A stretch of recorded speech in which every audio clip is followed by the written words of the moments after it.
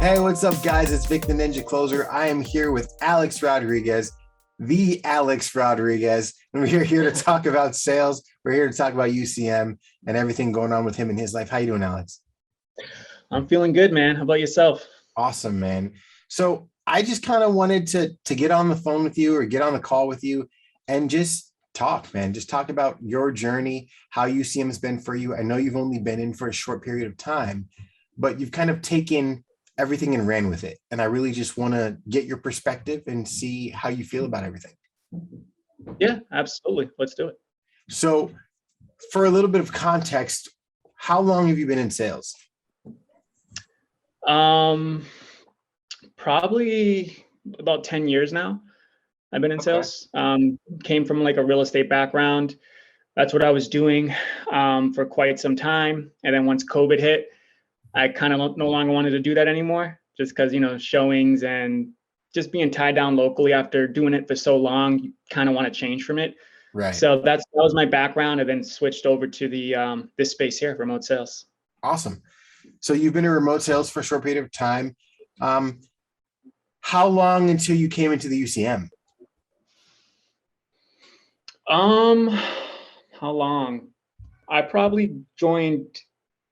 So my first offer was in January, and I just got that off, just based off my sales experience. So we're now in October. It's almost been a year. I joined UCM about a month ago, so probably 7 months in, 7, 8 months in. Awesome. Cool. And so you already had a stable job before you came into UCM. You already Yeah, had, a career. You already were doing sales at a pretty high level.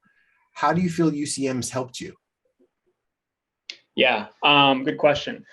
So for me, I've never really taken networking all that seriously, to be honest. Everything that every sale that I've done, I've worked with again, real estate background. I would generate my own leads. So I guess networking in that aspect. But as far as like looking for employers, that sort of thing, um, that didn't really come to my attention until I started seeing JD's content. And my problem was I thought that my experience in sales would transition very well into the high ticket space. Hmm. So when I landed my first gig as a closer back in January, it was with a personal development relationship offer, and I completely bombed it. I was closing at like 12%. They took me off the calendar. I had like 50 calls, and I realized I needed to get some practice in. Yeah. And once I did that, I got some training, right? I purchased some courses, and then I went to go back into it, and I realized it wasn't as easy to find. I got kind of lucky the first time, right? When it came to finding a pretty good employer. So I ended up finding other gigs as well, but I'm just realizing that for me to get my ideal gig, one that I'm passionate about, that I want to be earning the income that I want to earn, networking is a big skill that I need to work on. Yeah, for sure, man. So it's funny you say, you thought they would translate because, sales is sales is sales is what we think, right? It thinks, yeah, I've been doing this for a long time. I've got the skills, but there's a learning curve to the high ticket space. It really is. And doesn't mean that it won't translate quicker, but there is a learning curve. And it's interesting to kind of see how people translate into that. So what do you feel is the biggest difference between what you were doing before and high ticket?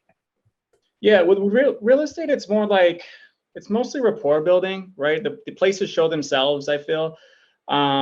With this, you have to actually challenge people on their beliefs, right? So you have to do a great job of asking really good questions, really good skilled questions, get a really good understanding.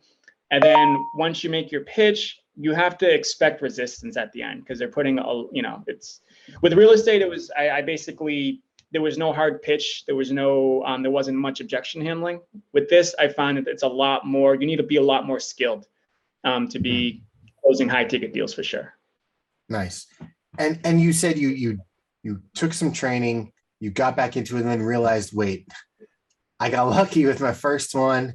Even though I bombed it, I got lucky. And now it's time for me to kind of figure out how to get back in it.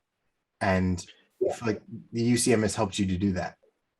Yeah, 100%. I was basically relying on recruiters, right? So I've talked to a couple of recruiters, and they're able to give me some decent opportunities, but just relying on them is it's not enough. You know what I mean? So having that control to where, yeah, recruiters are great to have on the side, you know, but having that control where you can actually have so many more opportunities that you want to target that are more specific to what you want to be doing is, you know, Yeah. that's the route to go. I Yeah. like to think of it as like recruiters are great people to have in your network because you Mhm. never know what could happen and you never know when you could need that relationship. But it's always better to go out and create it for yourself and have those opportunities coming to you. And it's just always better to create that from your network yourself. And that's pretty awesome that you've been able to learn that, adapt it so quickly, and now you've been able to employ it into actually making you money and actually getting you in some good positions. It's awesome. Yeah. Yeah. It's like the difference between being proactive versus reactive, you know, Yeah, 100%. that's how I see So it. where are you at now as far as, you know, do you have something that you love? Are you stable now? Like where are you at? Yeah, no, I just recently got a new offer. I do see it as more of a short-term thing, maybe like a 3 to 6 month type thing, just Okay. to learn this industry a little bit more. And then my next move is going to be into one that I would really want. So that's kind of how I see it. Yeah. That's awesome that you say that too, because it's like you have this time period and frame where you give yourself to grow and learn as much as you can, then you leverage that opportunity to get something even better. It's cool. Do you Yeah. think you'll end up back in the real estate space? Is that where you want to go? I thought it was, since that's been my background. But after talking with JD, I mean, real estate's more of a it's more familiar, it's more comfortable, not something that I'm really passionate about that excites me. So it was like he gave me two alternatives. Like, all right, it's either passion, comfort, or it's I'm sorry, it's either comfort, like what's familiar, or it's passion, challenge, Hmm. right? So when he kind of laid it out that way, yeah, passion, challenge. So real estate's probably not something I'm going to go back to for the next offer. It'll be in something else. That's so good because it's like, how many times do we get super comfortable with where you're at? And it's like, yeah, I can do this for a long time and I'm chill here, but we're not pushing ourselves and driving ourselves to do more. And I think it's awesome that passion is going to be a challenge for you. It's going to be something that you're going to have to step up to because I mean, Yeah, we only level up, right? yeah. I mean, the way I thought about it, first of all, I thought it'd be easier for me to get a gig in real estate. So that's kind of the way I was thinking about it. So it was easy comfort versus passion challenge. But I've always been like interested in like the mind, like I've always read personal development books, looked into life coaching, that sort of stuff. So to be more immersed in that space, I think is where, like the interest lies. Like I don't feel like reading more real estate books, or if I had the way me and JD talked about it, like if I had all the money in the world, I'm not going to be looking for more real estate deals, right? Right. I'm probably going to be Right. looking to like grow, evolve, and help others do the same. So Yeah. that's the route. That's what's up, man. So if you could give anyone any advice, like they're coming into sales, they're coming into the space, they're brand new, they're watching this and they're looking at like, all right, this guy's successful.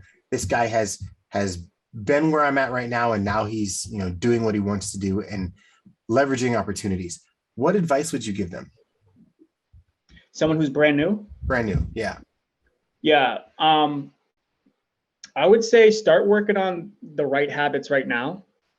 This is actually a question I saw in the mastermind.